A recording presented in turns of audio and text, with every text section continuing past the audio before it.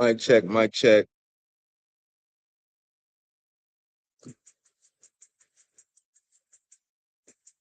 mic check, mic check.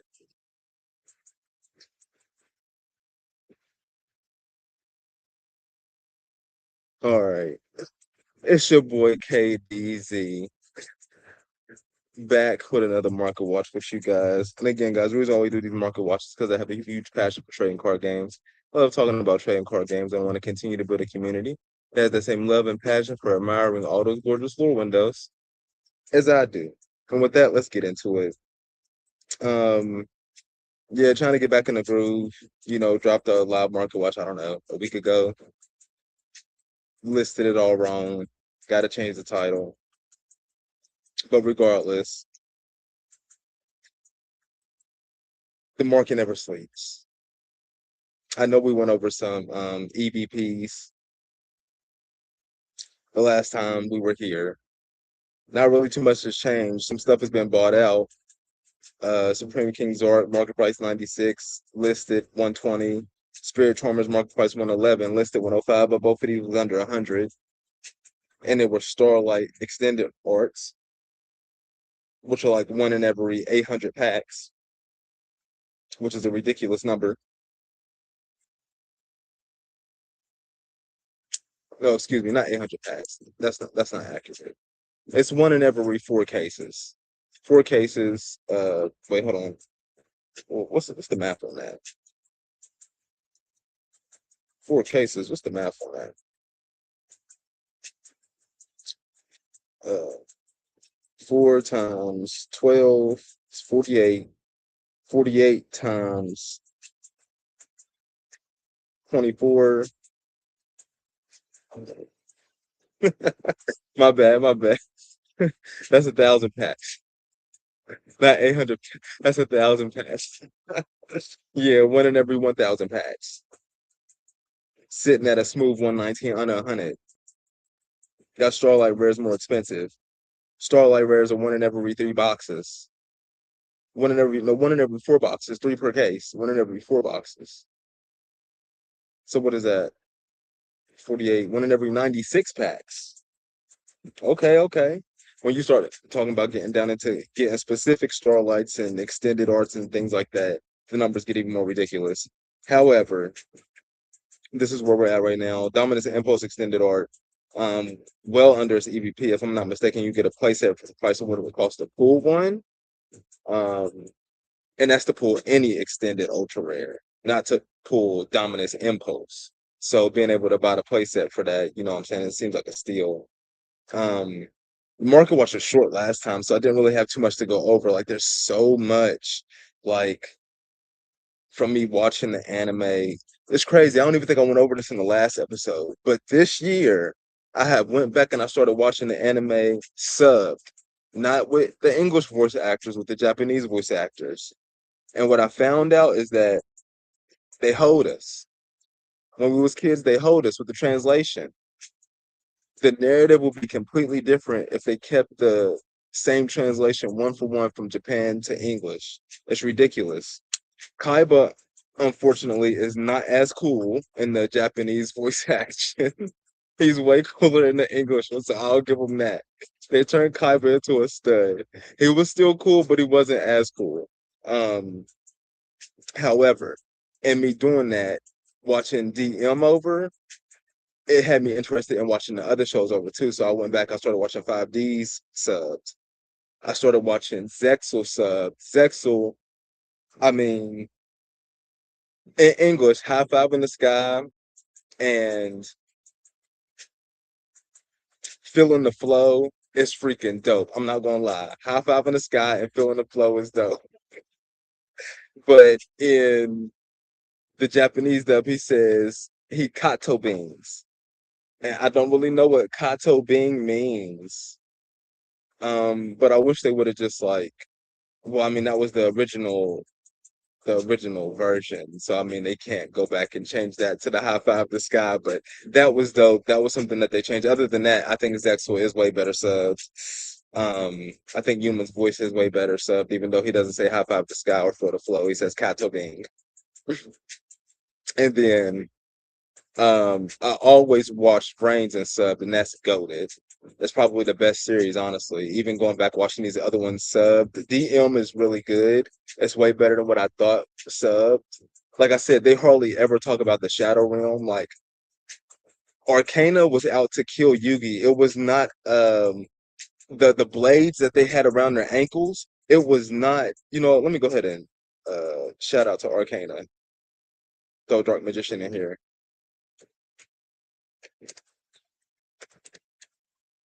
But yeah, Arcana, it was not only it was not only they didn't have energy discs that was going to cut them and send their mind to the Shadow Realm. Those was legit saw blades that if they cut your leg, you was going to die from bleeding out. And they said that in the show, but they didn't want to bring it over here to us kids like that, so they changed it and made it about the Shadow Realm. But no, they was out for blood. Merrick was out for blood. He was out to kill Yugi. He was like, nah, bro, I don't even care about the duel, bro. I'm just trying to kill you. That's what that duel with him and Joey was about. It was about him just straight up killing the Pharaoh. But Joey really broke through. And in the Japanese version, his breakthrough was so much greater because it was about life or death. It wasn't like that in the English version, of course, because they try to, what I'm saying, baby us kids, but it is what it is. Speaking of Dark Magician, Dark Magician Ghost, market price 250. I looked at that in a while. Dark Magician Girl, The Magician's Apprentice, QCSR 181, 19 listing from 181, market price 192. Okay, from Alliance Insight. An interesting thing about a lot of these cards, though,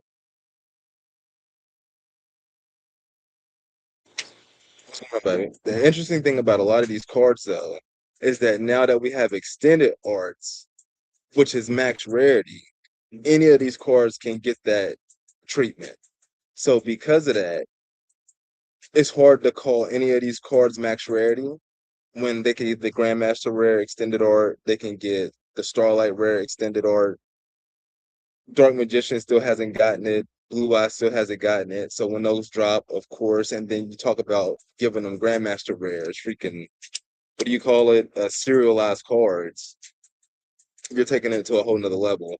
The oh yeah, Secret Pharaohs or whatever. $600 for the Secret Pharaohs or Dark Magician Girl. That's retarded. I would not pay that whatsoever.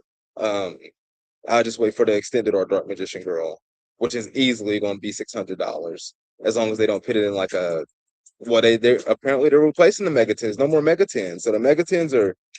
That might be why this one is at the price that it is for a case, $600 because it's the last one. Yikes! That is not cool. Oh no, this is MP24. Okay, this is the one before the last one.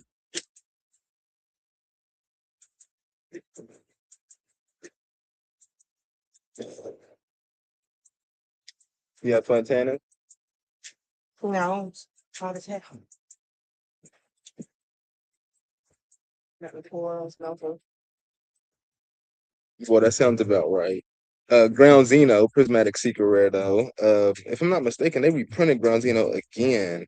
Like before when the only printing for Ground Zeno was an Ultra. Like I said, I would not touch that $30 Ultra for nothing. That would have been a mistake. Ground Zeno, excuse me, Zeno and Yu-Gi-Oh! We got three printings for it now. Look at that. Battles of Legend Glorious Gallery Secret Rare. 150 listings from 25 cents, market price 57 cents. And this ultra rare was a legit $30.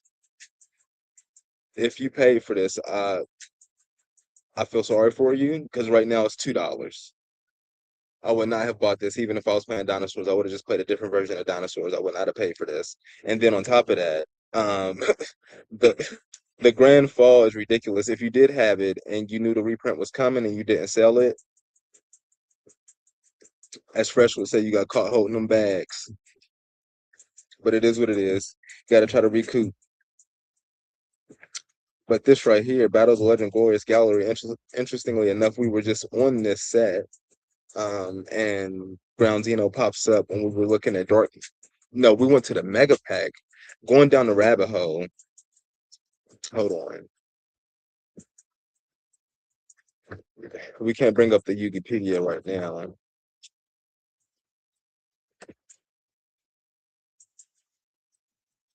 but we're gonna do our card research. We were going over an off-stream Blazing Dominion. We had gotten decently deep into it. Power Vice. I mean, they brought back. They started with 5Ds themed in Jack Atlas in Assault mode, and then they go to trains from Zexel. I think her name was like Anna or something who used that. Then they go to Predaplants from Arc 5, which was Sora. Was it? What is that his name? Sora? No, it might not have been Sora, but um, he was one of the dimensional diversions of Yuma.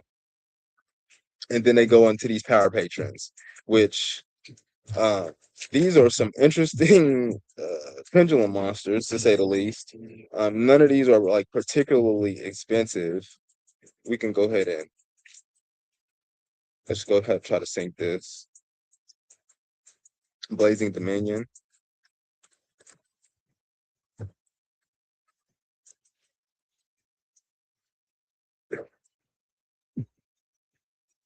High to low, we got 5 draws. Harmonia. We did get past Harmonia. Um, but yeah, we were just analyzing these little windows. Elf Note Regina, pretty good card. The Clown Crew Beyond Caviso. I saw a combo with this deck and the new stuff out of the new set that's coming out this Friday, like the ritual stuff. Blew my mind. It was like a +8 or something. Like they activated the Griffo card in the draw before they drew in the draw phase, and like got a whole bunch of cards out of their deck before they even drew. It was so weird. I'm like, has Yu-Gi-Oh really evolved to this point to where we're activating cards at the beginning of the game before we draw in our own draw phase? Is that where Yu-Gi-Oh has gotten to? Like what? I mean, yes, out of the big three, Yu-Gi-Oh is the only one that could have did that. Like, you're not doing that in Pokemon, you're not doing that in Magic. Not even close. There's levels to it. And Yu-Gi-Oh's taking it to a whole nother level. By far, the highest skill cap in any of those games is Yu-Gi-Oh.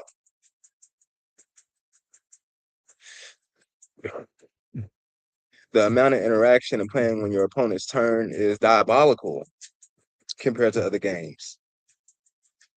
It'll be a shock to your system, as Static Shock would say, if you came from another game. But I mean, we OG Yu-Gi-Oh players. We grew up when the Dark Magician did not play on your opponent's turn. The T set that's what we grew up on. You got Fairy Tale Magic Giru. Another interesting thing. A lot of Fairy Tale decks have been topping. I haven't really watched too many of the deck lists. I know they brought Fairy Tale Snow off the ban list, and that's probably a lot of other people's favorite card outside of just Jesse Cotton. And they gave him a lot of support as well. Not to mention how they combo with the Charmers, and the Charmers got a little support, but the fact that they're the top end is pretty wild. Mimical Flower, okay, Mimical support up in here. Hecka Hands, Mankey Buell, Hecka Hand support. Uh, an interesting archetype. I was looking at that the other day. Not only are their effects interesting, but the lore windows as well. Just the hands coming from everywhere. But again, another new archetype that has you playing on your opponent's turn. Um, but when you have cards like K9, like I've been playing quite a bit of Master Duel recently, and I hadn't played Yu-Gi-Oh in probably like over a year. So I've been following the meta and things of that nature, as Fresh would say, and things of that nature. I have been following the meta and I've been following the market, but playing against K9 Vanquish Soul with Dark Magician, even with the new cards, without Diabell Star variant in the deck was a sight to see. Like Azuna and Holly Sue. Like, yes, of course these cards should be hit on the ban list. I mean, honestly, I think they like did a roundabout hit on the ban list because it was like one of the cards, but I think it was like Naroi. When I went back and looked at my opponent's deck list that I was going against, they didn't really play like too many Narois. So I'm like, the fact that they banned him in real life, I'm like, in like the in IRL TCG is kind of confusing. Mm, I might have to watch more deck lists, do more research. Like I said, I started playing it a lot again, and it's interesting too though, because you look at like the prices, like Azuna, if I'm not mistaken, is not, or is that not how they spell it?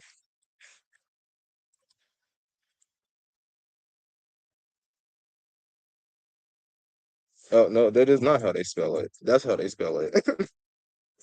Yeah, Azuna is not hit at all. Well, I mean, $15 collector's rare. But is it because the ultra rare is $7? This card is busted.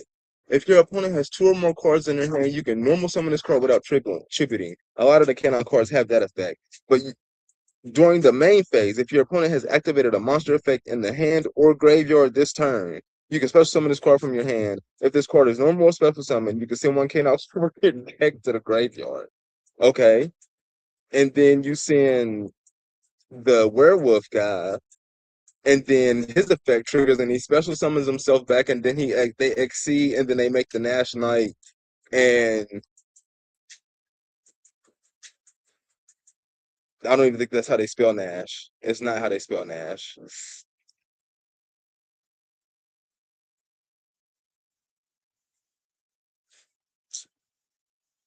What set was that card in? Was in it was It was not Indulged from the Deep.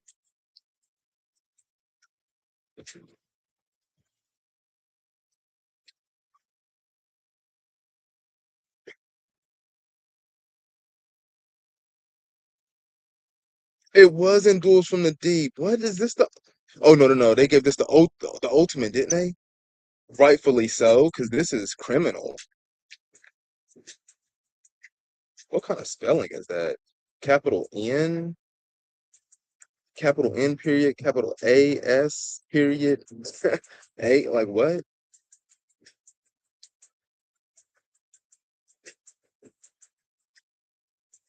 Are you kidding me? The ultimate rare is $4. Like I said, they're doing that, summoning Azuna, sending the werewolf to the graveyard, him special summon himself back, overlaying on your opponent's turn. This, and then this detaching the materials. No, no, no, no. You can do that on your opponent's turn, but that's not the effect. No, that is the effect. Attach one other face-up monster on the field to this card as material. Just straight. Then you're still in Dragoons. Now, another interesting deck that has been popping off on there was Raid Raptors. And when they have two cards that say is are like not like what is it, Ultimate Falcon? And they have another one. One of the cards had recently gotten bought out. I had seen it on John's Market Watch. It was the Arsenal Falcon, which only has one printing, a super rare. I think out of Phantom Revenge. But Ultimate Falcon. Um, what is the text on this? Unaffected by other cards' effects. This card, being able to summon this on your opponent's turn and on your turn extremely easily. And then they have another one that's unaffected by other cards' effects. With that text, like that's the ultimate protection. Like, does that bypass everything? Is the only way you're getting over this is attacking over its head? Well, I mean, yeah, or Nibiru and them before they have a chance to do anything, but holy moly. This card, I think this is max rarity for Raid Raptor Ultimate Falcon. 250 listings. Uh, in the past 3 months, 10 have sold. It's a 25-cent card. Yeah, that's max rarity. But an extremely busted card, and then they have another new one that's unaffected by other card effects. But both of them are needed. I can see this card getting extended or easily, especially if stuff like Boral End and Chimera Tech are getting it. Like, come on now. But nevertheless, there's so many cards to go over, so little time. Like always, send me your energy so we can get the Space Gate charged up for another one. And with that, we're gonna be getting up out of here. Nimbus.